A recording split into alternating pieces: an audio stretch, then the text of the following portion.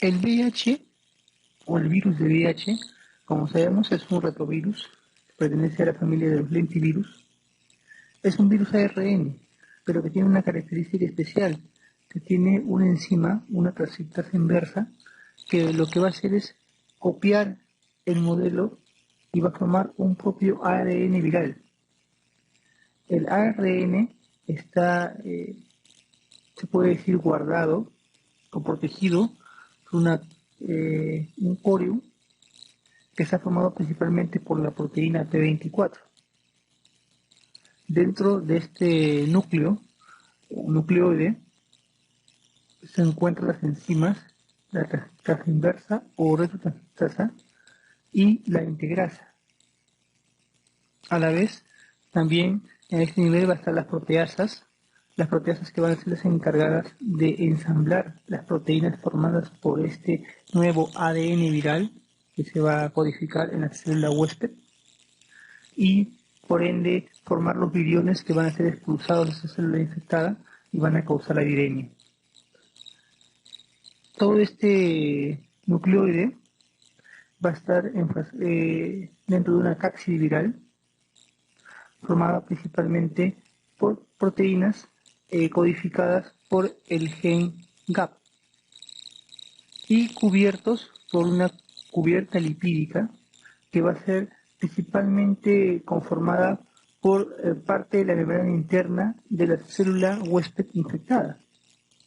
Y en esta membrana lipídica que se ha formado a raíz de la membrana de la célula huésped infectada, se van a ubicar los receptores, principalmente el GP41 y el GP120, que van a ser los encargados de la infectividad del virus.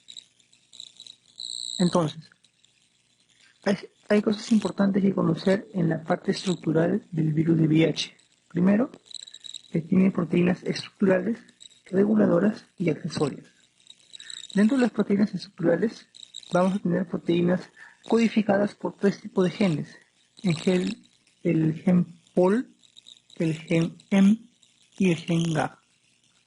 El gen POL es un gen muy importante porque principalmente va a codificar las proteínas que van a tener funciones enzimáticas, como la transcriptasa inversa, la integrasa, que lo que se va a encargar es de integrar, para la redundancia, los fragmentos de ácido nucleico que se forman en el virus, y las proteasas, que se van a encargar, como dijimos hace un momento, de integrar las proteínas o los fragmentos virales, las proteínas que se codifiquen por este nuevo ADN viral para formar al nuevo virión. La GA es muy importante porque va a formar parte de esta estructura de este nucleoide y formado principalmente por la P24. Las proteínas reguladoras, principalmente el TAT, que se va a encargar de la transcripción, o sea, de la función misma de la transcripción junto con la transcriptasa inversa, y las proteínas accesorias, codificadas por los genes NEF, BIF, CPR, entre otros, y que se van a encargar básicamente de la infectividad de este virus. Este virus, para poder llegar a la célula dentro de su historia, de su ciclo natural, o de su historia natural, va a tener que unirse a un receptor que principalmente va a ser el receptor CD4. Y este receptor CD4 puede estar ubicado tanto en células del sistema monocito fagocitario, como células dendríticas, células de microglia en el sistema nervioso central, células de Kupffer en el hígado, entre otras, y a células como los linfocitos TCD4 o los populares linfocitos Helper, que son los cooperadores. Estos dos células o estos dos tipos celulares van a presentar o van a codificar este receptor, que es el CD4, y es a ese CD4 donde se une esa proteína receptora encargada de la infectividad del virus. Al unirse este G120 al CD4, va a formar un cambio conformacional, promoviendo el ingreso del virus mediante sistemas de absorción, fusión e internalización. Pero estas células van a requerir de correceptores, o mejor dicho, este virus no solamente va a bastar que presente este receptor CD4, sino va a requerir correceptores para poder llevar a cabo todo este proceso de integración, de fusión y de internalización a la célula huésped. Y estos correceptores van a ser distintos tanto en los linfocitos TCD4 como en las células del sistema monocitofagocitario. En los linfocitos T, las células encargadas o los correceptores encargados van a ser los CXCR4. Y en las células del sistema monocitofagocitario, su correceptor va a ser el CCR5. ¿Por qué es importante recordar esta parte estructural?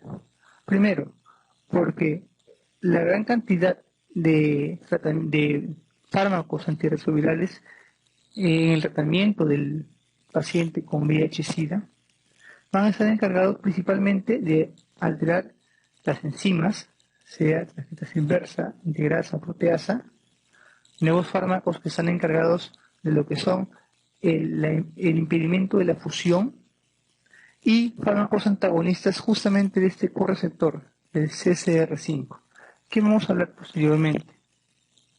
La transmisión del VIH-Sida se va a dar principalmente por tres vías: la vía sexual, la vía parenteral y la vía vertical, que es de madre a niño.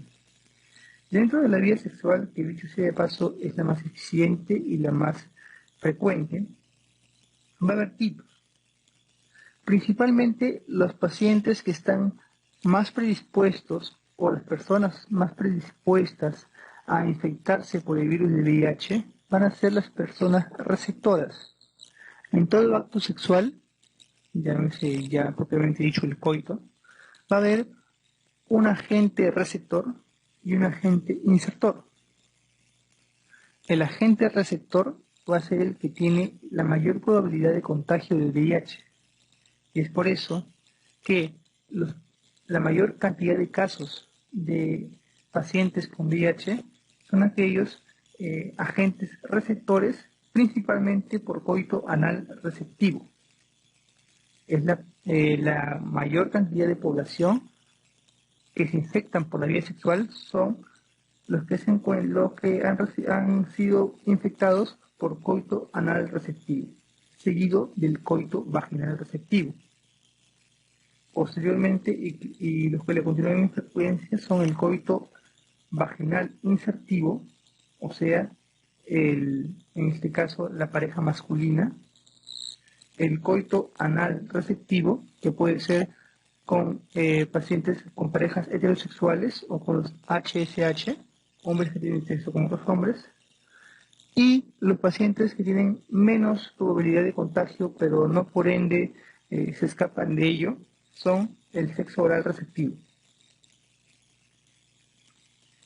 Es importante recalcar que en este cuadro va a haber factores que van a incrementar el riesgo de infectividad, y estos factores principalmente van a ser las enfermedades de transmisión sexual, y a la cabeza el herpes, la sífilis y el chancroide.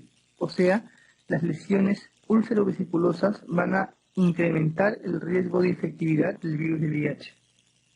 Otros factores como la carga viral aumentada en el paciente ya con la patología del VIH positivo, el coito durante la menstruación también incrementa el riesgo de infectividad, y la ausencia de circuncisión en varones, principalmente por temas que están ligados a las ETS. Dentro de lo que son vías parenterales, y eso fue lo primero que apareció en la década del 80, cuando aparecen los pacientes infectados con VIH, son los pacientes que usan drogas por vía parenteral y las transfusiones. Y dentro de lo que es la transmisión vertical, la transmisión madre-niño, que vamos a verla más adelante, principalmente se da por tres vías: el embarazo, el trabajo de parto y la lactancia. Y dentro de esto también hay terapias que se han propuesto para prevenir, en este caso, que el producto, en este caso el feto, pueda contagiarse por el virus del VIH. Dentro del embarazo, lo que se promueve es el uso de antirretrovirales de la madre, la cesárea y suspender la lactancia materna en sectores o en países desarrollados, puesto que en países de extrema pobreza, salvo como en África, por ejemplo, no se suspende la lactancia materna, debido a que son países tan pobres que no causa un efecto beneficio el suspender la lactancia materna, porque no cuentan con otros medios para poder nutrir en este caso, sus hijos. Y es por eso que no se suspende. Pero lo ideal, ¿no? El trípode del tratamiento en el embarazo de una madre con VIH va a ser la terapia antirretroviral, la cesárea programada y suspender la lactancia materna.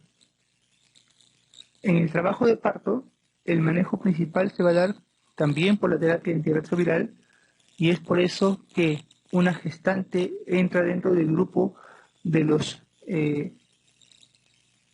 criterios para iniciar Targa, que posteriormente vamos a ver qué significa, la terapia antirretroviral, la cesárea o parto vaginal, y esto es un tema bastante discutido. Se discute sobre ciertos factores que pueden promover a que se pueda pensar en parto vaginal en una paciente VIH positivo. Son factores que todavía están en discusión, pero que vamos a tocar más adelante. Y, bueno, siempre suspender la lactancia materna. Y dentro de la lactancia, propiamente dicha, es la suspensión de la misma. En el recién nacido, los parámetros que tienen que seguir para la profilaxis o evitar la infección por VIH es la terapia antirretroviral, que puede ser por una semana, por 6 semanas, y los sucedáneos de la leche materna, que el MINSA está obligado a entregar durante los primeros 6 meses del recién nacido. Para el diagnóstico de una gestante con VIH se va a utilizar principalmente la prueba rápida en los centros de atención de primer nivel o la prueba de ELISA, que puede realizarse dentro de los centros de salud o en este caso en los hospitales.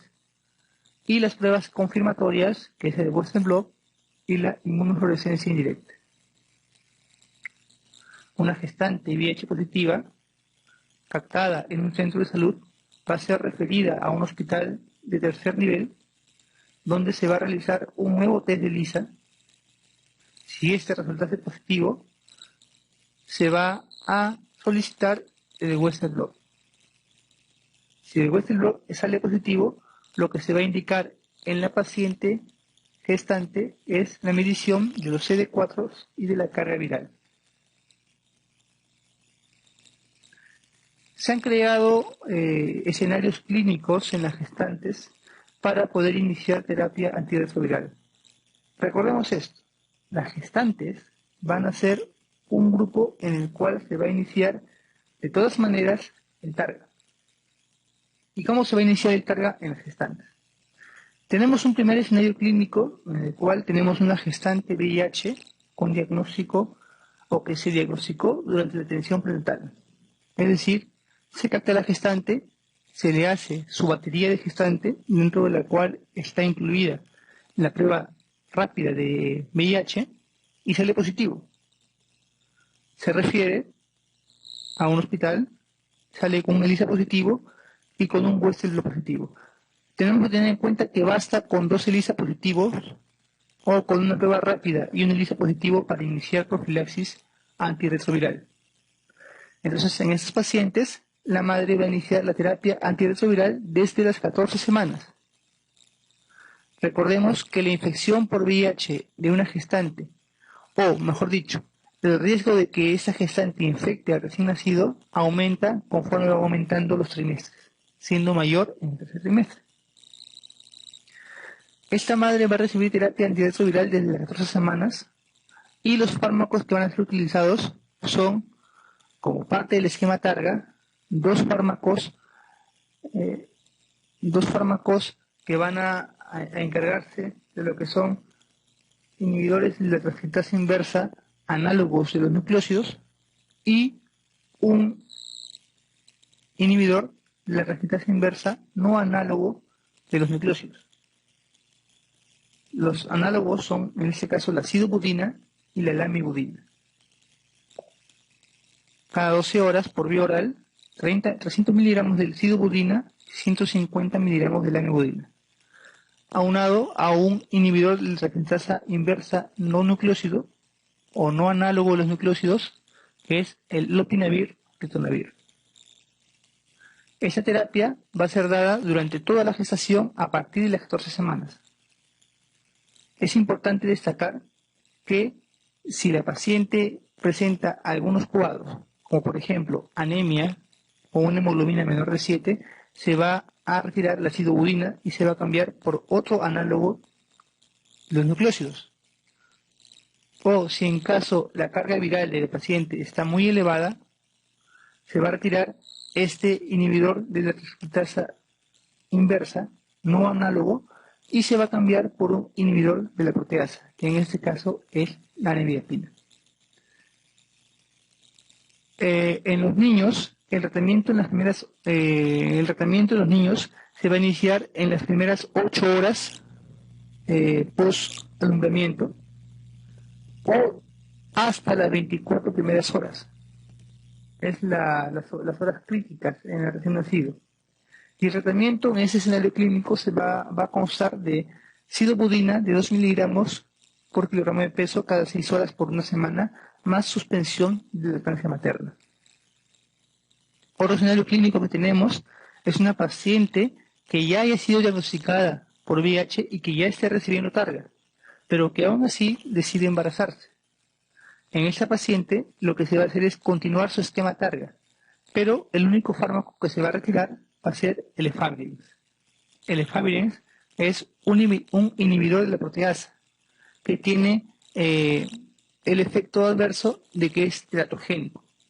Es por eso que se retira este efavirenz y continúa con su esquema targa hasta el alumbramiento o hasta el momento del parto, después de cual va a ser reevaluada y se va a decidir si continúa con el mismo esquema o va a variar, o va a regresar al efavirenz si en caso lo tenía. El niño, el tratamiento igual va a ser dentro de las primeras 8 horas hasta las primeras 24 horas.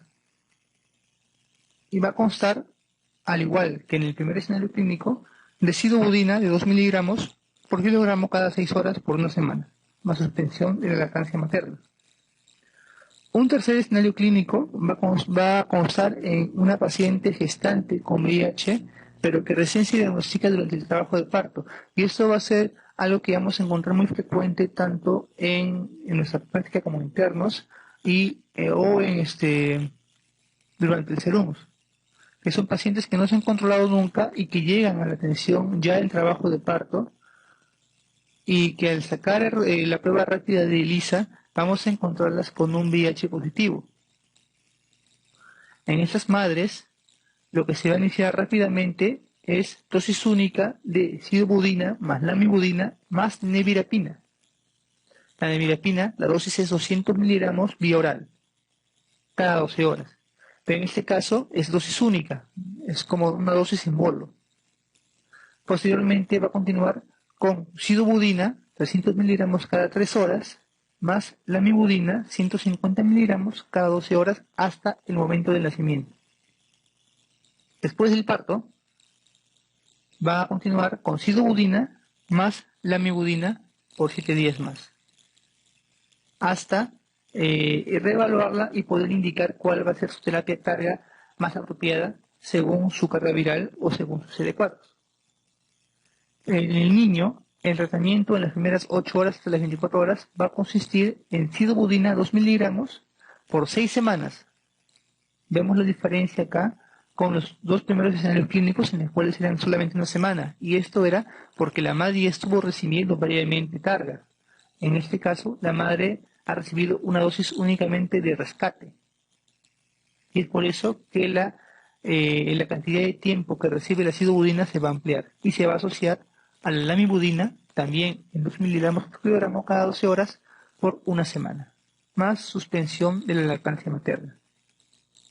Y un tercer escenario va a ser una paciente gestante que ya dio a luz, ¿no? Como puede pasar en el SERUM, que es un parto domiciliario, que llega a la gestante con su niño ya nacido, que se saca la prueba rápida y que sale positivo. Entonces, este niño va a tener una gran probabilidad de haber sido infectado durante el trabajo de parto y durante toda la gestación. Entonces, en este niño, lo que se va a indicar es tratamiento en las primeras 8 horas a 24 horas, al igual que en los 3 escenarios clínicos previos. Y va a constar en sidobudina, 2 miligramos por kilogramo cada 6 horas por 6 semanas, más lamivudina, 2 miligramos por kilogramo de peso cada 12 horas por una semana, más suspensión de la lactancia materna. Cosas importantes. Para la madre, si la hemoglobina es menor de 7, se cambia la sidobudina. ¿Por qué? Porque la sidobudina es un agente migrotóxico, causa anemia. Sí, ya de por sí tiene una anemia severa, este va a disminuir mucho más la hemoglobina de la madre y va a condicionar otras patologías como hidrox fetal o como insuficiencia cardíaca en el recién nacido. Entonces por eso se cambia. Y se cambia por la estabudina, que es otro análogo nucleócido, inhibidor también de la transcriptasa inversa, ¿no? A dosis de 30 miligramos cada 12 horas. Si los CD4 de la paciente son menores de 250, también va a haber una variación. Ya no se va a usar el lopinavir, ritonavir como coagente junto con la sidobudina y la lamivudina, sino se va a pasar a un inhibidor de la proteasa, como la nevirapina. Es importante saber que hay dos números principales o dos números cardinales dentro del tratamiento de la gestante con VIH, el 12 y el 14. 12 porque son la frecuencia en la que va a recibir los fármacos antirretrovirales, cada 12 horas. Todos los fármacos que reciba van a ser siempre cada 12 horas. Puede ser la sidobudina, la lamivudina, el lopinavir, ritonavir, la estabudina, todos van a ser cada 12 horas. Y 14 porque va a ser las semanas en las que va a comenzar el carga si se infecta durante la gestación, a partir de las 14 semanas. En cambio, en el feto, si la madre no recibió sidobudina o lo recibió menos de 4 semanas, la profilaxis siempre va a ser por 3 semanas, por 6 semanas. Es decir, si la gestante, digamos, tiene un tratamiento de targa previo al embarazo y se embaraza, pero en este esquema targa no cuenta con sidobudina, es uno de los fármacos principales dentro de los análogos nucleócidos inhibidores de la transcriptasa inversa. Si no cuenta con esa sidobudina, el niño va a tener que recibir 6 semanas de sidobudina después del nacimiento. Si esa paciente ha recibido la sidobudina, que lo ha recibido por menos de 4 semanas, como es en el tercer escenario, en el cual recibe dosis de rescate, pero es una dosis en poco tiempo, también va a recibir por 6 semanas. Números cardinales en el tratamiento del recién nacido, en una gestante con VIH, el 1, el 2 y el 6. El 1 porque en los dos primeros escenarios es solamente una semana de profilaxis. El 2 porque tanto la sidobudina como la lamivudina, la dosis que se va a dar de antirretrovirales es 2 miligramos por kilogramo de peso. Y 6 en los dos escenarios siguientes en los cuales no ha recibido un tratamiento óptimo antirretroviral a gestante, el tratamiento del recién nacido va a ampliarse hasta unas 6 semanas. Es importante determinar que si bien es cierto la cesárea está indicada en una paciente gestante con VIH, esa cesárea no va a ser necesaria o no va a ser prioridad en una paciente que venga con membranas rotas y con una dilatación mayor a 4 centímetros, o sea, en trabajo de fase activa, en trabajo de parto en fase activa. ¿Por qué? Porque ya si esta gestante ha roto membranas y está tan avanzada el trabajo de parto, ya la probabilidad de infección es muy amplia. Y la cesárea ya no va a ser un agente protector al recién nacido. El diagnóstico del VIH se va a dar principalmente de dos tipos, la serología y el diagnóstico directo. En la serología, que es lo que usamos frecuentemente, es la ELISA y el Western blot. ¿Qué diferencias hay entre ambos? El ELISA es una técnica bastante sensible y es por eso que se usa como técnica de screening. Y esa técnica de ELISA va a detectar varias proteínas del virus. Y es por eso que es una técnica tan sensible, pero específica. A diferencia de Western blot, que solamente detecta a 4 proteínas, que es la GP41, la GP120 y el P24. Y es por eso que es una técnica confirmatoria. Dentro del diagnóstico directo vamos a encontrar la detección del P24, ¿no? La antigenemia y el PCR, ¿no? La reacción en cadena de la polimerasa que va a detectar el ARN viral y que puede ser detectado incluso hasta las 50 copias por mililitro. Por debajo de las 50 copias se dice de que es una carga viral indetectable.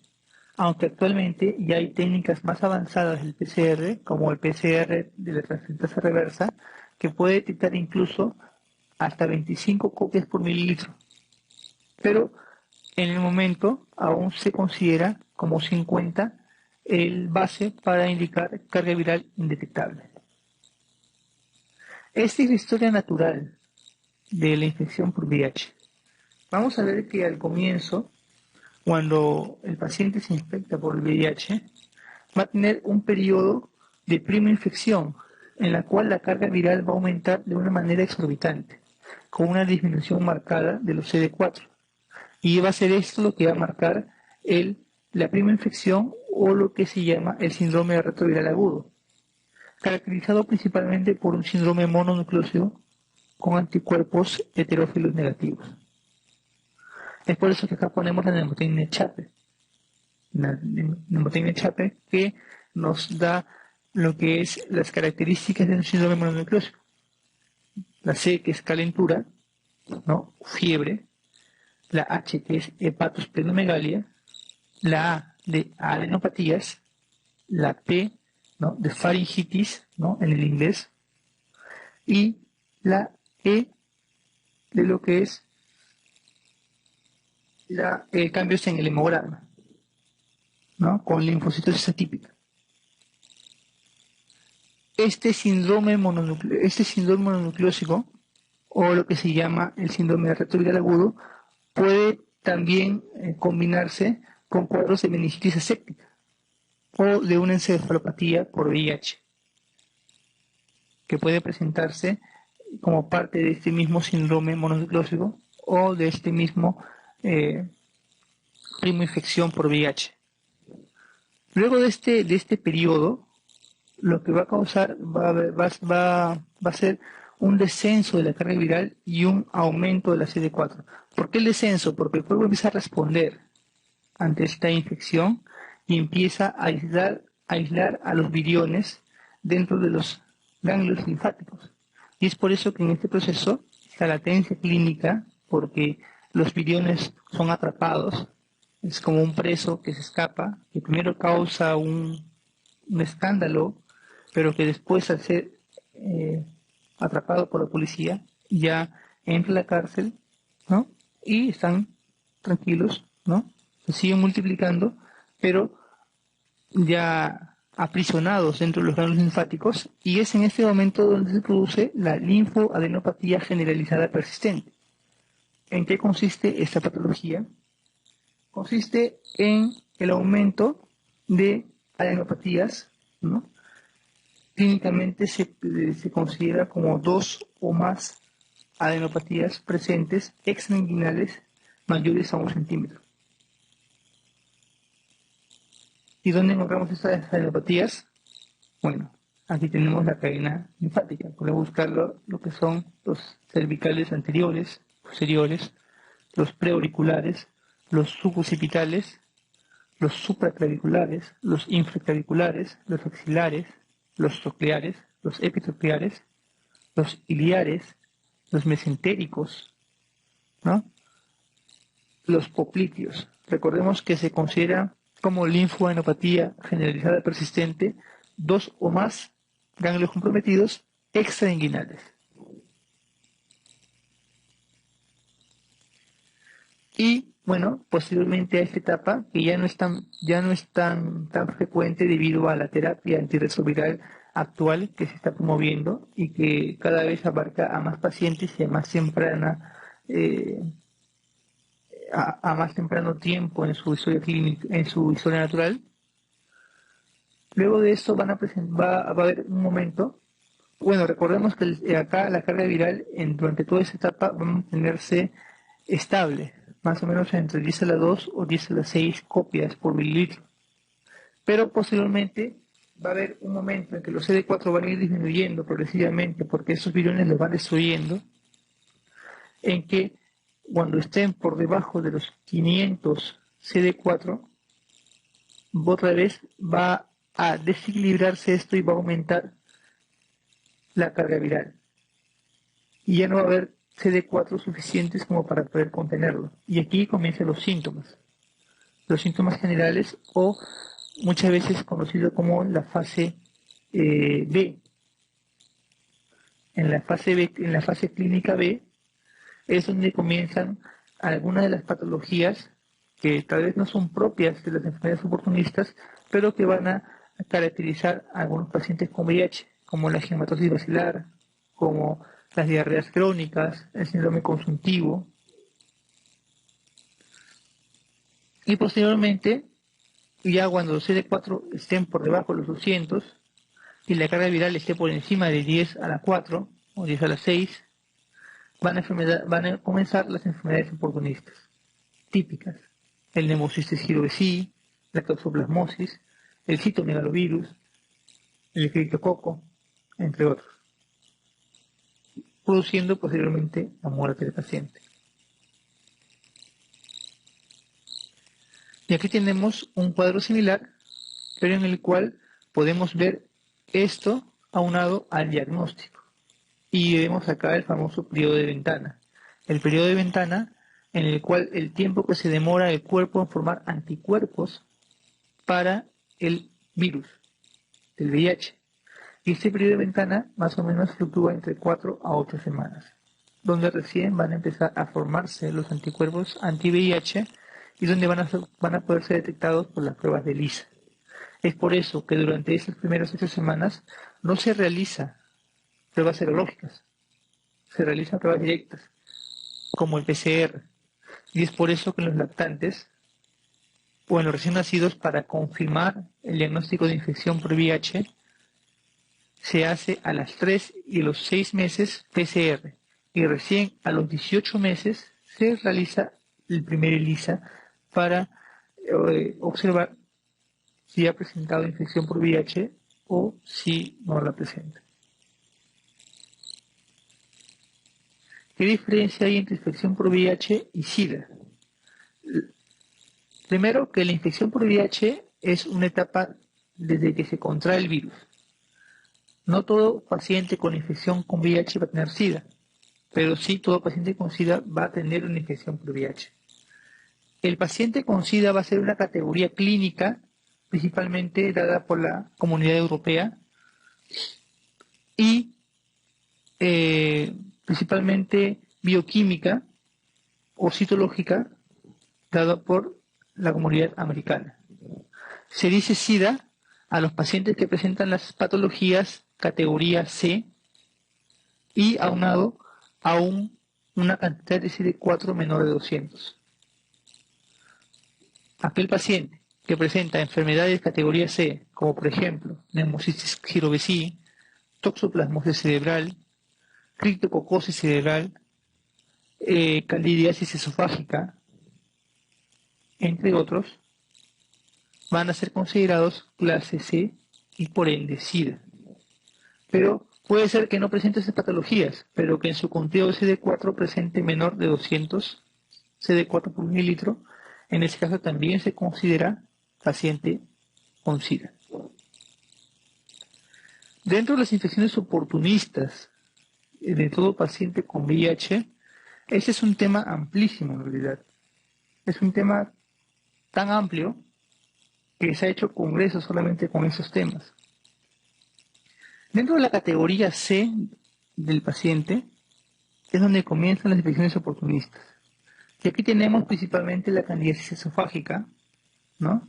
Estas infecciones pueden ser dadas por hongos, por parásitos, por bacterias, por virus. Dentro de los hongos, acordémonos de las 3 Cs: cándida, criptococo, neumocistis. El neumocistis se ha catalogado ahora como un hongo. La cándida oral o faringia o vulvar, persistente en este caso, se va a dar principalmente en la categoría B del paciente con infección por VIH, o sea, en esta categoría. Pero ya cuando entra a una categoría C, la candidiasis se va a dar principalmente a nivel esofágico o incluso a nivel pulmonar, produciendo las neumonías micóticas por cándida. El criptococo se va a presentar principalmente en la categoría C, en un paciente con SIDA. Y el criptococo va a presentarse principalmente en pacientes con menos de 100 CD4 por mililitro. Para la cándida, el tratamiento principalmente está dado por fluconazol, salvo algunos serotipos o algunas cándidas que son resistentes al fluconazol, como la cándida Cruzei, son las cándidas no albicans en este caso, donde el tratamiento se va a dar por voriconazol o por anfotericin. En el criptococo, principalmente, es un cuadro que se presenta, es el cuadro que produce más frecuentemente meningitis en los pacientes con SIDA. O sea, si te preguntan la causa de meningitis en SIDA más frecuente, tú vas a decir criptococosis, se diagnostica por tinta china o por el antígeno anticriptococósico o el antígeno de criptococo, y el tratamiento principalmente se va a dar también por lo que es anfotericin y con una profilaxis de fluconazol. Y se presenta principalmente en pacientes que tienen menor a 100 CD4 por mililitro. Los cuadros de neumocistis son las neumonías atípicas, las neumonías intersticiales del paciente con VIH. Son neumonías que presentan en la radiología un cuadro principalmente intersticial con un rasgo típico en la serología, o mejor dicho en la bioquímica, que es un aumento del LDH. Estos pacientes con neumocistis y CIDOVECI se presentan principalmente en infecciones por VIH con menos de 200 CD4 sobre mililitro. Y es por eso que en los pacientes con menos de 200 CD4 o en pacientes que han tenido neumocistis previamente, se inicia profilaxis con cotrimoxazol, que dicho sea de paso es el tratamiento de elección en la neumocistis. Pero si los pacientes son resistentes al cotrimoxazol o son alérgicos a las sulfas, en este caso lo que se utiliza es la pentamidina o la laxona. Dentro de los parásitos que atacan más frecuentes tenemos el TLC, el Toxoplasma, la Leishmania donovani y los coccidios. El Toxoplasma va a ser la segunda causa de convulsiones más frecuentes en pacientes con VIH, después de la encefalopatía por VIH que se presentaba en la primera infección. El Toxoplasma es la causa más frecuente de infección secundaria del sistema nervioso central en pacientes con VIH. Ojo, no estoy diciendo meningitis, que es la causa, que el criptococo es la causa más frecuente de meningitis. Es la causa más frecuente de infección secundaria del sistema nervioso central. Y en la radiología puede observarse como focos, zonas en el cerebro que están enmarcadas por un halo parecida a una imagen de un acceso, rodeadas por edema cerebral. y cuyo diagnóstico diferencial es principalmente con el linfoma cerebral primario. El tratamiento para toxoplasma principalmente se ha dado por pirimetamida sulfadiazina. La leishmania donovani principalmente es la típica úlcera limpia, no dolorosa, cuyo tratamiento se da principalmente por antimoniales o por apotericina. Y los coccidios, que es la causa más frecuente de diarrea crónica en pacientes con infección por VIH. El Cryptosporidium, el Sporabilis. Bacterias. El Mycobacterium de la cabeza. Se dice que el Mycobacterium se da principalmente en la categoría C, o sea, en pacientes con SIDA. Pero en el Perú, tuberculosis puede dar en cualquier etapa de la infección por VIH. Es la infección bacteriana más relacionada con el paciente con VIH. Si tú encuentras un paciente con VIH, hazle beca en esputo. Si encuentras un paciente con tuberculosis pulmonar, hazle prueba de ELISA para VIH. Entre otros vamos a tener también las salmonelas notíficas, ¿no? Causas de diarreas crónicas, las shigellas, el Campylobacter y el Clostridium difficile. Otros agentes también que podemos encontrar son las Bartonelas gensalae, que normalmente producen lo que es la enfermedad de arañazo de gato, pero que en esos pacientes con VIH puede producir otro tipo de enfermedad que es la angiomatosis bacilar, que es una enfermedad típica de la categoría B de los pacientes con infección por VIH. Y dentro de los cuadros virales, principalmente los herpes virus van a ser los que van a salir a flote. Y esto debido a que los herpes virus nunca salen del cuerpo cuando lo infectan, siempre se queda como una infección asintomática. Y en pacientes con una disminución de su sistema inmune van a aflorar nuevamente, como por ejemplo las infecciones recidivantes labiales o genitales en el herpes 1 y 2, lesiones tipo citomegalovirus, en los cuales su principal incidencia va a ser la esofagitis y la retinitis.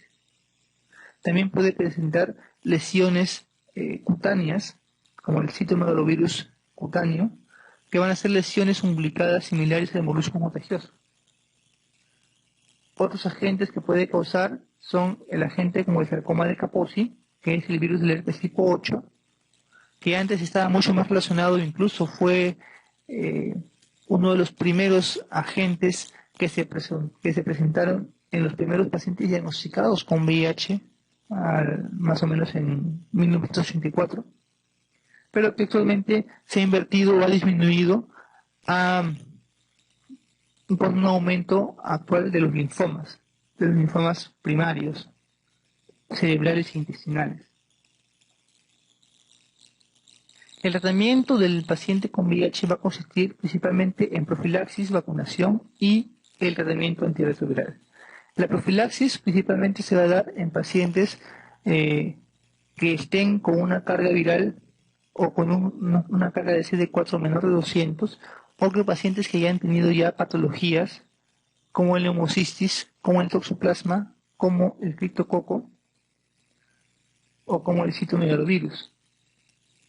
En pacientes con neumocistis, si este paciente presenta CD4 menor de 200 o ha tenido un cuadro de neumonía por neumocistis, se va a iniciar la profilaxis secundaria o primaria con cotrimoxazol. Si en caso el paciente fuera alérgico a la sulfa, se inicia con Daxola. Para el criptococo, la profilaxis va a ser dada principalmente por fluconazol. Y esta profilaxis se va a dar principalmente, es una profilaxis secundaria después de un evento de meningitis por criptococo. El toxoplasma se va a dar en pacientes que estén con menos de 100 CD4 por mililitro o en pacientes que ya han tenido ya un evento con toxoplasma. Y la profilaxis secundaria va a ser con fármacos que se usan en el tratamiento propio de la enfermedad, es decir, la pirimetamina con la sulfadiazina. También se puede usar el cotrimoxazol o la clindamicina más primaquina, que son agentes que se usan en las malarias, pero que también se puede utilizar dentro del tratamiento y en la profilaxis del toxoplasma.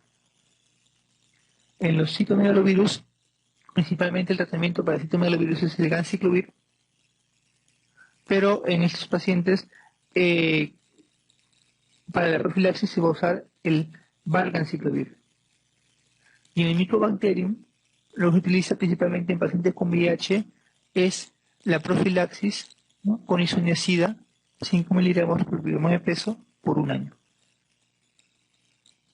La vacunación principalmente va a ser dada en pacientes que tengan un CD4 mayor a 200. Por menor de esa cantidad está muy discutido, principalmente porque puede causar la presencia de la enfermedad a raíz de la vacunación, lo que se llama los cesares.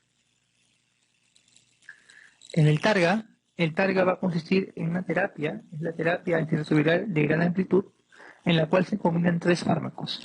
Los fármacos que se van a combinar siempre van a pertenecer 2 de esos fármacos a la categoría de inhibidores de la transcriptasa inversa, análogos de los nucleósidos, y uno que puede ser un no análogo de los nucleósidos, puede ser un inhibidor de la proteasa o un inhibidor de la integrasa. El targa lo que se va a encargar es principalmente su objetivo de disminuir la carga viral hasta un nivel indetectable y durante un tiempo menor a 6 meses. Quiere decir que el targa se va a iniciar con el objetivo de que en menos de 6 meses tiene que ser una carga viral indetectable, con un aumento de los linfocitos CD4. Y los pacientes candidatos a targa van a ser los siguientes: gestante con VIH, profilaxis post-exposición, es decir, pacientes que hayan sido expuestos a la infección con VIH, por ejemplo, en agentes sanitarios, en pacientes que se pinchan en una cirugía, que son expuestos a pacientes con VIH positivo, van a recibir también targa. Las categorías B y C, categorías clínicas de la infección por VIH, pacientes con CD4 menor de 350 o pacientes con CD4 mayor de esa cantidad, pero que tengan coinfección con virus de la hepatitis C o B, carga viral mayor a 105 copias por mililitro, nefropatía asociada a VIH, descenso anual de CD4 de 50 a 100, recuento relativo de CD4 menor de 14% y una edad mayor a 55 años. Esos son los pacientes que van a ser candidatos a recibir targa. ¿Y cuáles son los fármacos que van a ser utilizados en la targa? Son muchos. La verdad que hay una gran cantidad de fármacos que se utilizan en los pacientes con VIH-Sida.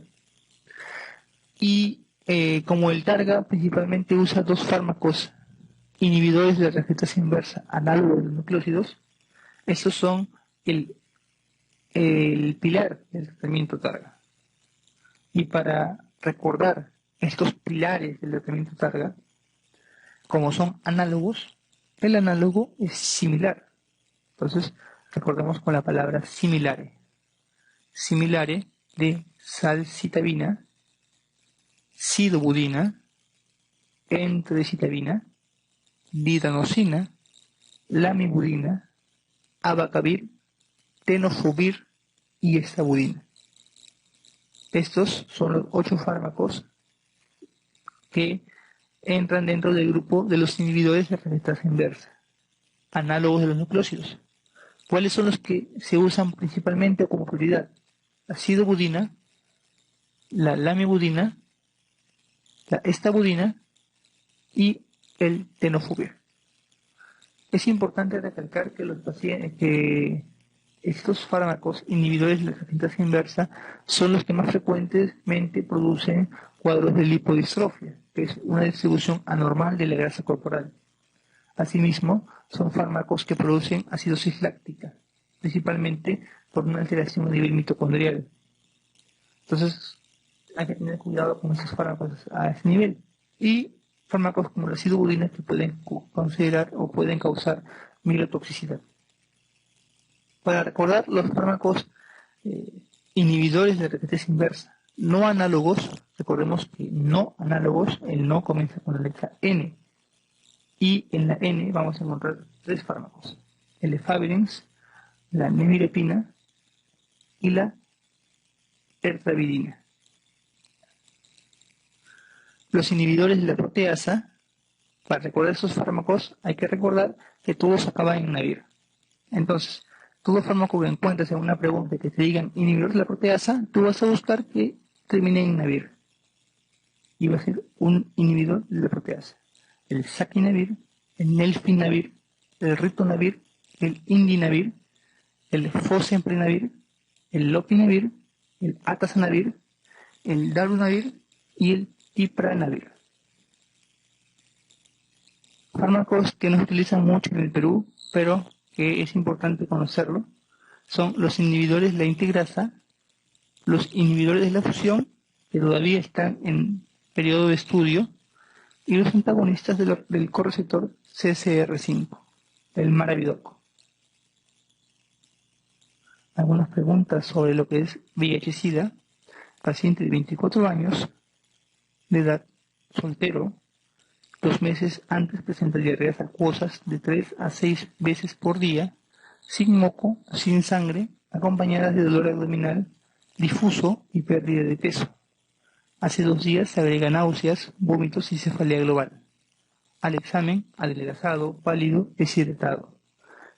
Presión arterial de 90/60, frecuencia cardíaca de 110, frecuencia respiratoria de 26, mucosa oral seca, candidiasis oral. Abdomen excavado, blando y dolor difuso.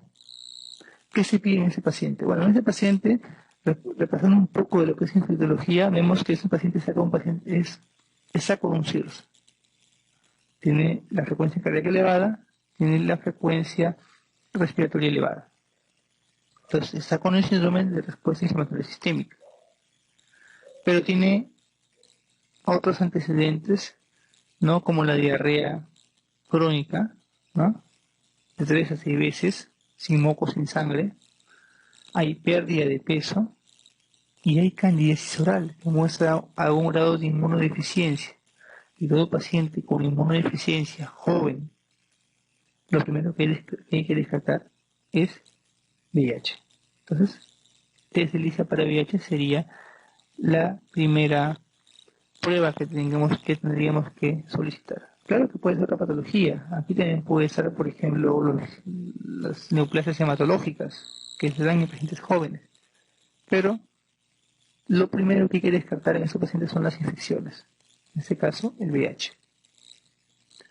Varón de 22 años de edad, con 60 kilos de peso y diagnosticado de SIDA y neumonía por neumocitis girovicí. Entonces, en una neumonía por neumocitis girovicí, ¿qué se da? Cotrimoxazol. Si es alérgico a sulfas, pentamidina o taxona. En relación con la infección por el virus de VIH, se considera pareja discordante. Esa es más que todo una pregunta de salud pública y la respuesta aquí es que la pareja sea VIH seronegativo. Las parejas discordantes. La mayoría de las infecciones oportunistas en los pacientes con VIH se producen cuando los CD4 están por debajo de 200, lo dijimos, ¿no? Y es donde comienzan las enfermedades oportunistas y es donde también se comienza lo que es la categoría C, o mejor dicho, donde comienza a llamarse paciente SIDA. Recordemos que hay 2 formas de determinar que un paciente sea SIDA. Uno, que tenga las enfermedades propias de la categoría C, y otro, que tenga un CD4 menor de 200, que es donde comienzan las infecciones oportunistas. Paciente con VIH positivo, el compromiso neurológico con signos de focalización es causado más frecuentemente por toxoplasmosis. Recordemos que los signos de focalización ya presentan o indican un compromiso cerebral, encefálico más que meningio. Es por eso que no ponemos la eritropocosis, sino la toxoplasmosis, porque recordemos que el toxoplasma es el agente que más frecuentemente causa un compromiso secundario cerebral en pacientes con VIH o con SIDA. Entonces, el compromiso cerebral o del sistema nervioso central, mejor dicho, más frecuente en pacientes con VIH-Sida es el toxoplasma. El criptococo precisamente es meningia. ¿Cuál de los siguientes fármacos es inhibidor de la proteasa? Recordemos que toda inhibidor de la proteasa acaba con una vir. ¿Cuál acaba con una vir? El indinavir.